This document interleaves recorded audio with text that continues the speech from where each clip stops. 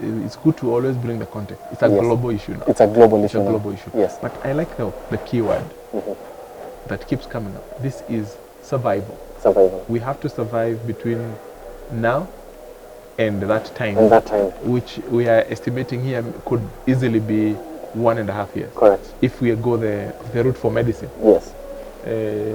So now we need to ask ourselves some difficult question. What exactly do we need to survive as households, as companies, as a nation, and globally? What are those basic things? And I think that's why these two words have become very popular in the last couple of basic essentials. Yes. Basic essentials. Yes. So,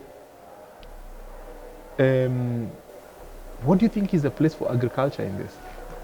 Because food, clearly, This is a basic the need. big issue is not Yeah. going to be getting money to someone. Is Yeah. really getting food to Getting someone. food to someone, correct.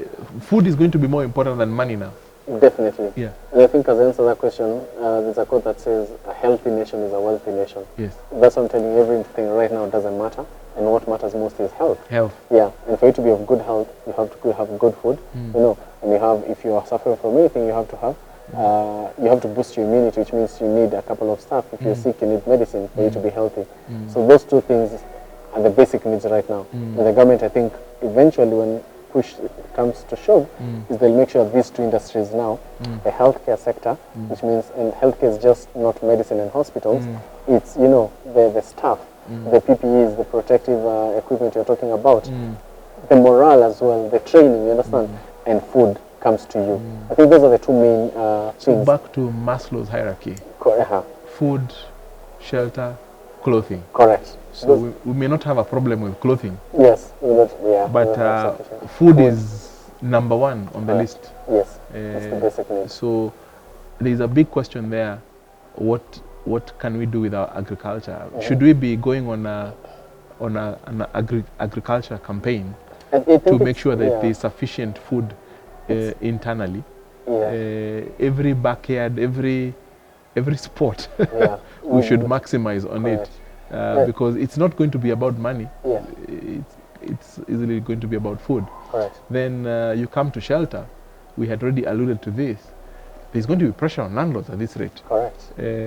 because people without money are likely to live in houses for free. Yeah, and it's not that they're unwilling to pay; it's they're unable to pay. They are you unable understand? to pay, Yes. and you can do nothing And you about can it. do nothing about it. Yeah. And now once the government takes it, you can actually not do anything about it. Yes. Because your contractual law now becomes suspended. You Yes. understand? You Yeah. don't even have a court to go to. Yes, yes, Yeah. yes. Remember, you're only owning it because of the Yes. contractual law you have with your tenancy Yes, agreements. yes.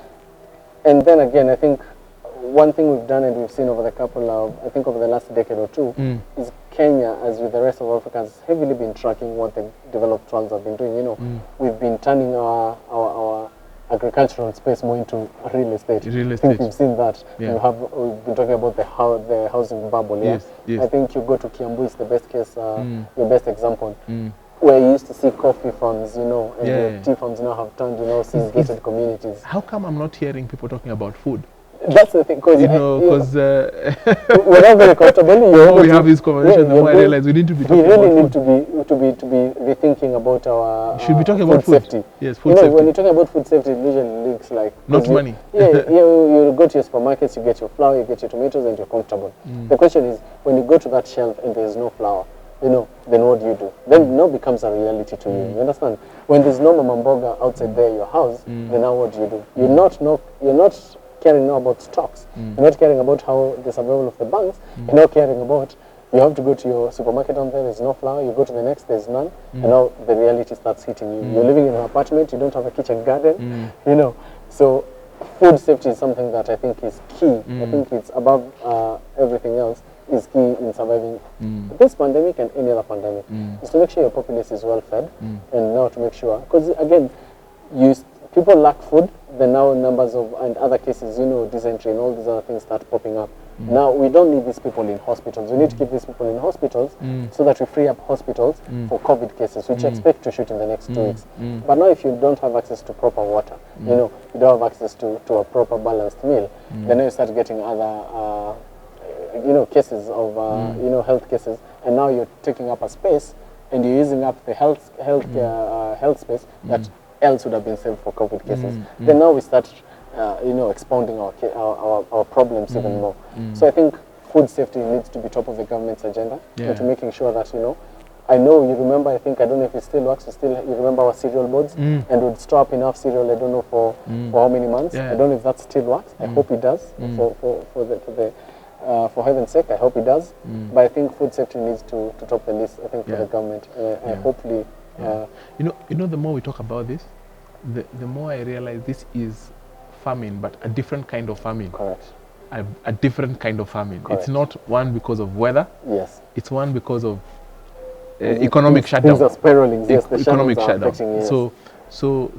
So, and I'm reminded of the story of Joseph in Egypt. Yeah. And what he basically, they had 7 years, Yes. 7 years of plenty and 7 years of famine. Yes. Was really to stock up the warehouses I think we need to with look back as into much that. food Correct. as the solution could be as simple and basic as As that. that. And maybe whoever is listening to this conversation and they are I hope the president is and the people that they're matter. involved